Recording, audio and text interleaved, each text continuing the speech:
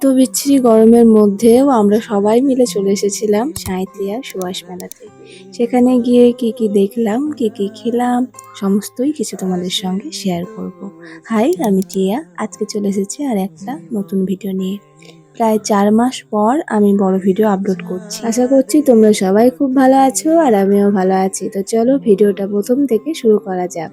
সন্ধ্যা তখন 7টা মতো বাজে। আমরা সবাই মিলে টোটো করে চলে এসেছিলাম সুভাষ মেলাতে। মেলা কিন্তু অনেক আগে থেকেই শুরু হয়ে গেছে, তবে আমাদের যাওয়ার সেরকম সময় হয়ে ওঠেনি। আমরা গেছিলাম 3 তারিখে, আর 7 তারিখ মানে আজকে কিন্তু মেলার শেষ দিন। মেলা ঢুকেই মেলার বাঁ দিকে রয়েছে জামা কাপড়ের দোকান আর ডান দিকে রয়েছে জিলিপি, গাঠিয়া এইসবের দোকান।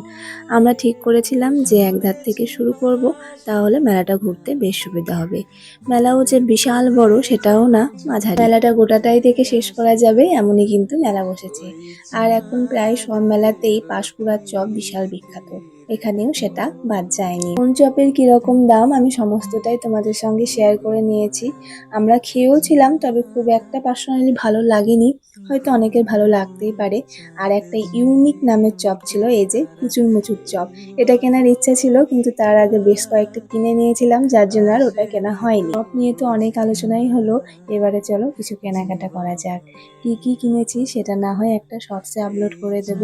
অনেক কিছু কিনেছি এমনটা নয়, ওই টুকিটাকি কয়েকটা জিনিস কিনেছিলাম। এখন মেলাতে গেলেই ওই কোটো বাটার দিকে বেশি নজর যায়, মনে হয় যেন নতুনত্ব এই মেলাতেই খুঁজে পাওয়া যায়। যেমন ধরো কাপ, গ্লাস, এগুলোর দিক থেকে তো চোখ সরানোই যায় না।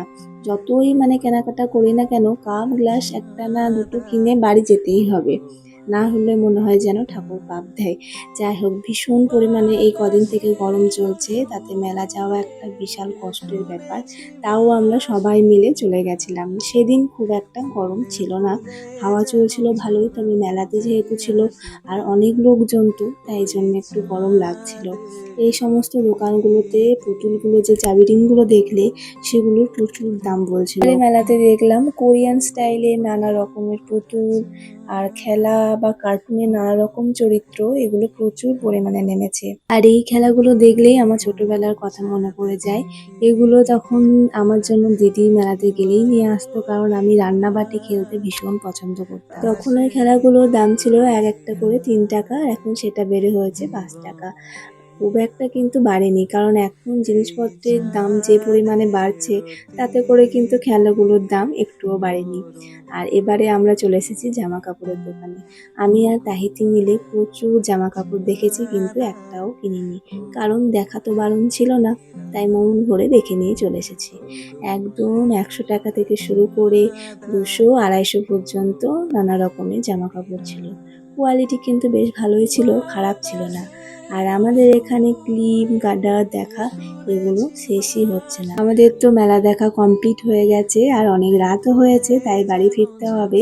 বাড়ি ফেরার পথে আমরা পাঁশকুড়ার চপ কিনে নিয়েছিলাম, আর বৌদি, তাহিতি, বাচ্চা কাচ্চারা কিন্তু সেখানে খেয়েছিল, আমরা প্যাকিং করে নিয়েছিলাম। আমরা যখন মেলাতে এসেছিলাম তখন খুব একটা ভিড় ছিল না, বাড়ি ফেরার পথে দেখতে পাচ্ছি এবার মানুষজনের ভিড় কিন্তু বাড়ছে।